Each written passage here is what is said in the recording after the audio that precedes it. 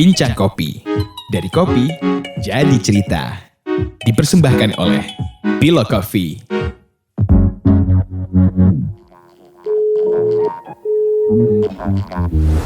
Halo. Halo Mas Sandro. Halo. Untuk awal boleh perkenalkan dulu Mas Sandro. Nama saya Sandra Saputra. Saya salah satu bagian dari Kopi Party. Kopi Party ini apa Mas? Bisa cerita Mas? Sebenarnya Kopi Party itu dulunya itu media share sih Mas. Media share info perkopian kayak gitu di Jogja. Lalu sekarang? Sama sih. Kirain ada perubahan. Enggak, kita tetap jadi media share industri kopi ya, lebih tepatnya seperti itu. Tapi kalau dulu pada saat kita baru-baru bikin di 2016 pertengahan, itu bener-bener kayak project iseng kayak gitu loh Mas. Gimana sih nyebutnya? Iseng, sampingan. Sampingan, karena kan dulu kan kita kan yang awalnya itu kan aku sama Alif itu kita sering rapat di coffee shop kayak gitu. Dulunya kita tuh anak-anak audiovisual sebenarnya. Terus kalau misalkan kan kita kan biasanya kan produksi kan, ada produksi video kayak gitu. Itu biasanya kan dalam waktu 1 bulan itu kan pasti ada waktu-waktu rehatnya. Nah di waktu kekosongannya itu kita kepikiran kalau misalkan pengen buat sesuatu yang bisa untuk tetap kami ngeluarin idealis kami di ranah audiovisual seperti itu. Terus ketemulah waktu dulu itu di mana ya? Di Kopi Kecil Jogja itu waktu kita lagi rapat, kita ngeliat orang motoin kopi. Terus kita lihat, kalau misalkan motoin kopi keren ya. Gitu. Tapi kan kami kan dulunya berdua itu nggak ada yang basic foto. Nah makanya gimana kalau misalkan kita buat yang seperti itu, tapi dibalut dalam dunianya kami kayak gitu. Dibalut di industrinya audiovisual seperti itu sih. Sekarang di tengah pandemi ini kan kami lihat Kopi Party lumayan aktif untuk mempromosikan kedai-kedai yang masih buka tuh Mas. Ya. Nah ini kondisi kedai kopi di Jogja sendiri selama masa pandemi tuh gimana Mas? Jadi tak ceritain dulu ya Mbak ya. Waktu awal-awal beritanya COVID itu sampai ke Jogja, itu benar-benar kayak dalam satu minggu tuh hampir semua coffee shop menyatakan tutup. Itu di karena bulan apa tuh Mas? Di awal bulan, di akhir Maret deh. Akhir Maret ya? Iya, di akhir Maret. Di akhir Maret itu udah banyak banget coffee shop yang menyatakan tutup. Awalnya beberapa coffee shop nge-DM kita kan, minta tolong untuk Mas diinfoin ya lewat Kopi Party kalau misalkan coffee shop kita tutup kayak gitu. Kita respon, terus tiba-tiba kok banyak ya yang tutup kayak gitu. Emang sebenarnya kayak serem banget sih awal-awal dulu tuh, soalnya kan nggak boleh nongkrong ya Mbak ya.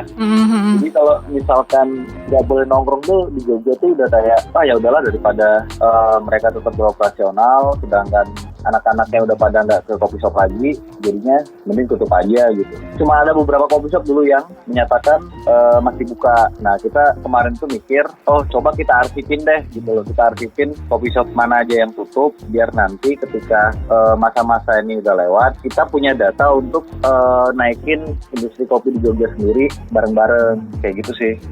Kalau misalkan dipresentasikan itu ada sekitar 50% nggak tuh Mas yang tutup kalau di Jogja? Iya Mbak, bahkan hampir 70% sih. 70% tutup? Iya, 70% tutup karena beberapa teman-teman menyatakan bahwa mereka di hari pertama, hari kedua itu sebenarnya pengen tetap operasional waktu dulu awal-awal ya di Maret itu. Tapi ternyata untuk nutupin operasional mereka sehari-hari itu nggak cukup. Turunnya drastis banget berarti Mas ya? Iya, drastis banget.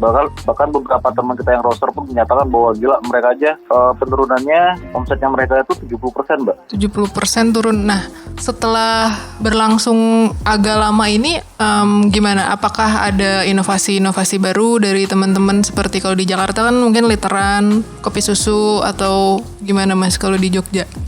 Kalau Jogja sendiri sekarang sih inovasinya mungkin hampir sama ya, kayak banyak juga yang buka dan mulai untuk ngejual kopi literan juga kayak gitu, karena kan di Jogja itu sebenarnya kita kan belum PSBB ya Mbak ya, tapi kan untuk kegiatan-kegiatan nongkrong itu mungkin sampai detik ini itu masih tidak diperbolehkan kayak gitu. Jadi banyakkan teman-teman buka tapi dia sistemnya kayak takeaway, terus juga via ojol kayak kayak gitu. Terus beberapa kayak Tua kemarin itu ada mereka kalau misalkan beli kopi mereka 500 mili kalau nggak salah ya, atau yang 1 liternya mereka, nanti itu akan langsung ngasih beras ke ojol yang mau nganterin kopinya seperti itu sih. Jadi kalau inovasinya sendiri malah kebanyakan roaster ya kayaknya yang punya inovasi bagus di Jogja, kayak Rahayu kemarin ada The Voice kayak gitu.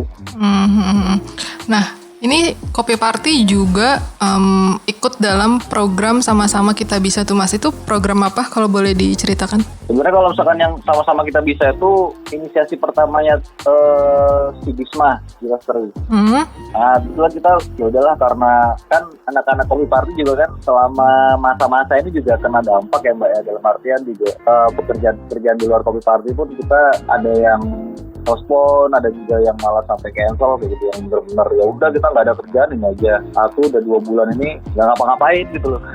Bener-bener ke stop pekerjaannya Mas ya? Iya, udah pekerjaan di postpone, nggak ada kerjaan sehari-hari, ya udahlah kita bisa bantu apa nih dari Kopi Party gitu loh. Kalau yang kemarin kan kita coba ngarsipin coffee shop yang tutup agar nanti kita bisa enak buat infoin ke teman-teman kalau misalkan mereka udah buka lagi. Nah, jadi itu yang pertama sebenarnya tak dulu ya. Terus habis itu Bisma ngeluarin dia punya keinginan bahwa gimana kalau misalkan industri kopi Jogja kita bareng-bareng buat ngebantu garda terdepan, yaitu teman-teman medis. Karena kita ini bisanya cuman bikin kopi kan anak-anak industrinya, ya udah pada akhirnya ya udah kita buat aja Sama-Sama Kita Bisa.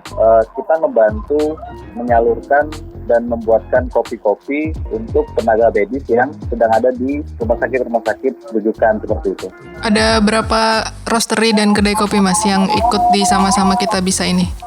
Itu kalau misalkan jumlahnya sekitar lebih dari 50 sih Mbak, kalau misalkan dia gabungin dari coffee shopnya sampai ke roastery-nya. Karena kan itu sendiri kan di coffee shopnya sendiri kan ada yang coffee shop dari mulai coffee shop produksi sampai coffee shop drop point seperti itu.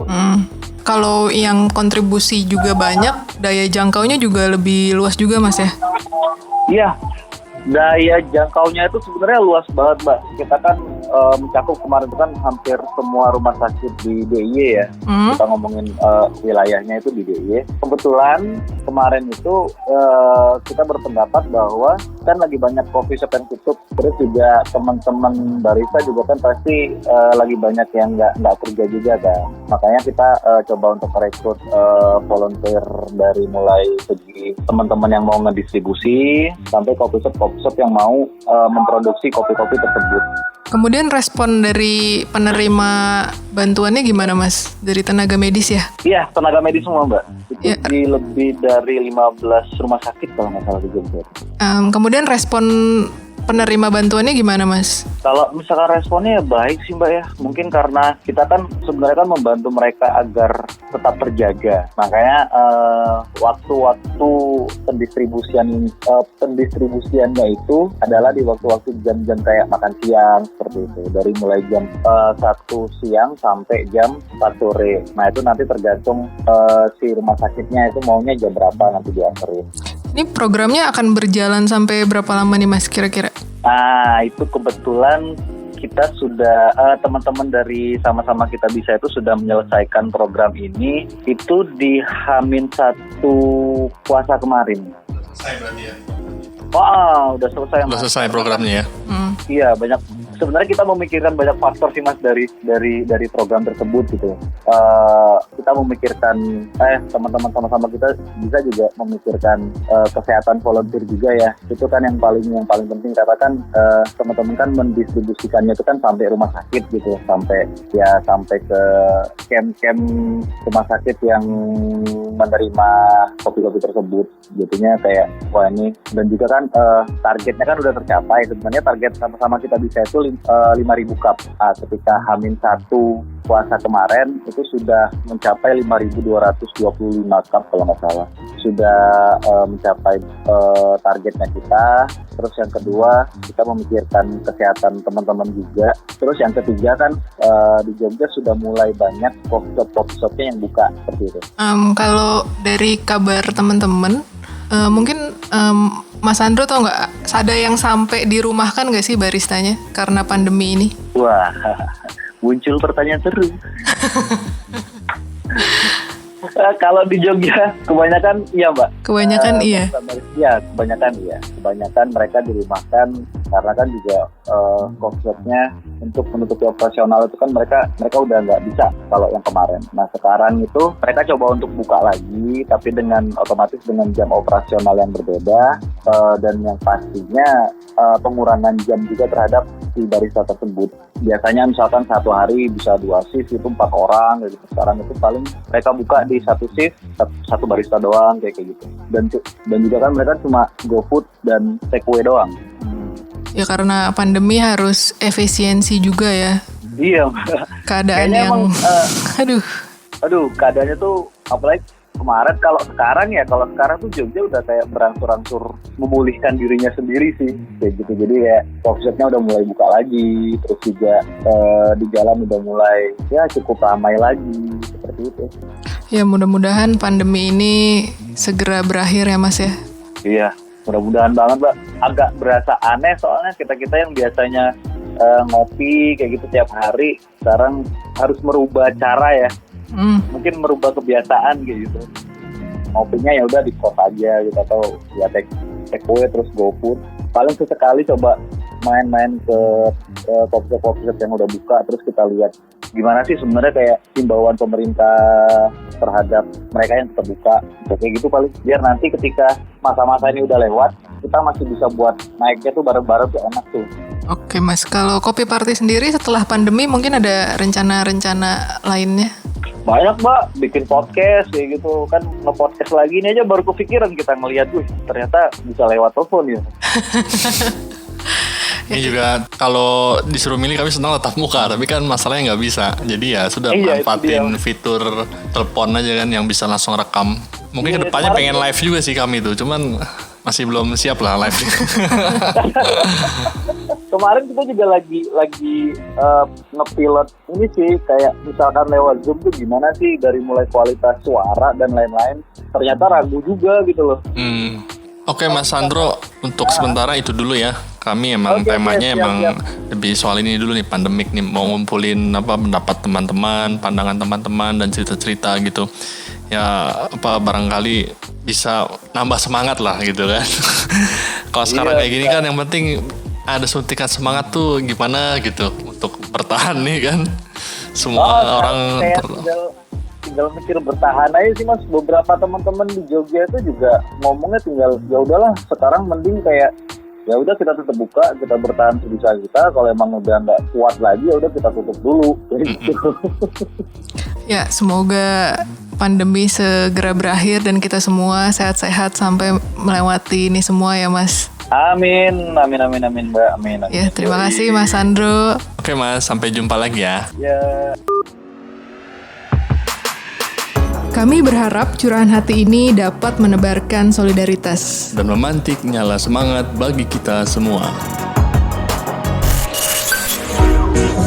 Terima kasih telah mendengarkan Bincang Kopi. Sampai bertemu lagi di episode berikutnya.